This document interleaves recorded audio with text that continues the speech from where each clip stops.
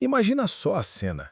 Um nome de peso da política brasileira, filho de um ex-presidente, se vê no centro de uma acusação gravíssima que pode mudar o rumo da sua carreira e, quem sabe, até da política nacional. Pois é, isso não é roteiro de ficção, mas a mais pura realidade aqui no Brasil e aconteceu recentemente com o deputado federal Eduardo Bolsonaro. Olha só o que está rolando.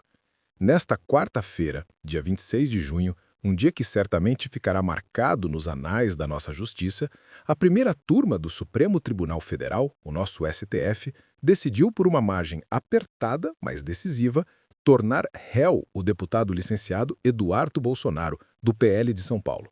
A acusação? Nada menos que suposta coação contra ministros da própria corte, com articulações que teriam chegado até os Estados Unidos. Parece pesado? E é. Mas vamos entender o que está por trás dessa história que sacudiu Brasília. O que significa tornar réu nesse contexto? Bom, é o primeiro passo de um processo penal.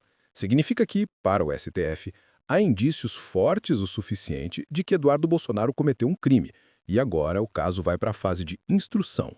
É como se a justiça dissesse, ok, temos material para investigar a fundo e ver se essa acusação se sustenta. Nessa fase, serão ouvidas testemunhas, produzidas provas, e o próprio parlamentar será interrogado. É um momento crucial e de alta tensão. Mas qual é a essência dessa acusação? A Procuradoria-Geral da República, a nossa PGR, aponta que Eduardo Bolsonaro teria arquitetado, pasmem, sanções dos Estados Unidos contra o Brasil. E qual seria o objetivo disso? Segundo a PGR, era uma tentativa desesperada de salvar o seu pai, o ex-presidente Jair Bolsonaro, que estava sendo julgado pelo próprio STF. Imagina o cenário: usar a pressão internacional, a força de um país estrangeiro, para influenciar decisões da mais alta Corte de Justiça do seu próprio país. É algo realmente sem precedentes na história recente. O voto que selou o destino de Eduardo Bolsonaro veio do ministro Alexandre de Moraes, relator do caso, e ele não poupou palavras. Moraes afirmou que há relevantes indícios de que as ações de Eduardo tinham como meta criar um ambiente de instabilidade. A ideia era gerar sanções crescentes contra autoridades brasileiras e causar prejuízos econômicos ao Brasil. Tudo isso, segundo o ministro, para coagir os ministros do STF a decidirem a favor de Jair Messias Bolsonaro em um processo específico, a AP 2668-DF. É um desrespeito total ao devido processo legal, nas palavras do próprio Moraes. E aí que a coisa fica mais interessante e complexa. Moraes detalhou que a grave ameaça se materializou pela articulação e obtenção de sanções do governo dos Estados Unidos.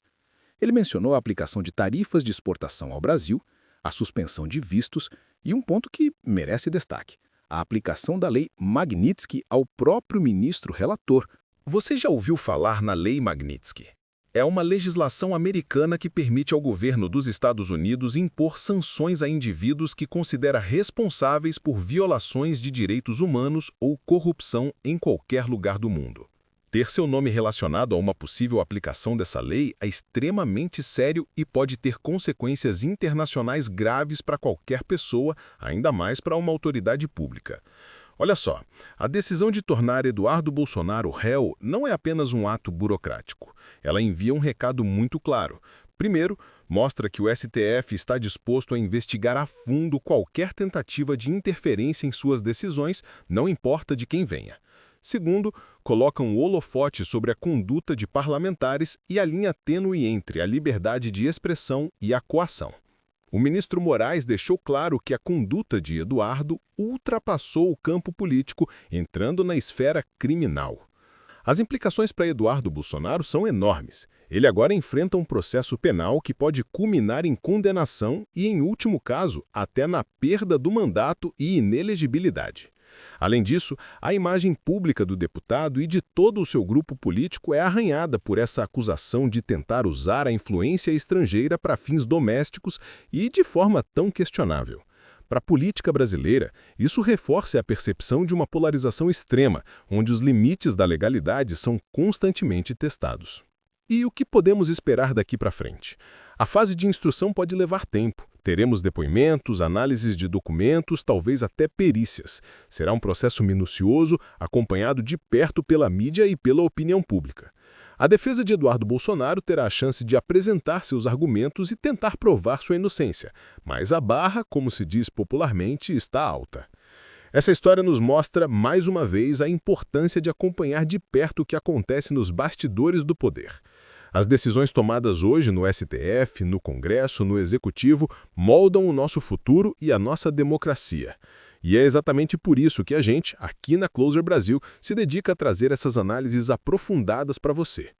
Meu nome é Misael Xavier e esse foi mais um episódio do podcast de notícias da Closer Brasil. Se você chegou até aqui é porque realmente se importa com informação de qualidade. E é exatamente por isso que criamos este espaço, para quem não se contenta com manchetes superficiais e quer entender o que realmente está acontecendo no mundo.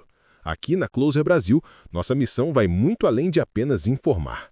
Todos os dias mergulhamos fundo nos bastidores da política, da tecnologia, da economia e dos acontecimentos que estão moldando o nosso futuro.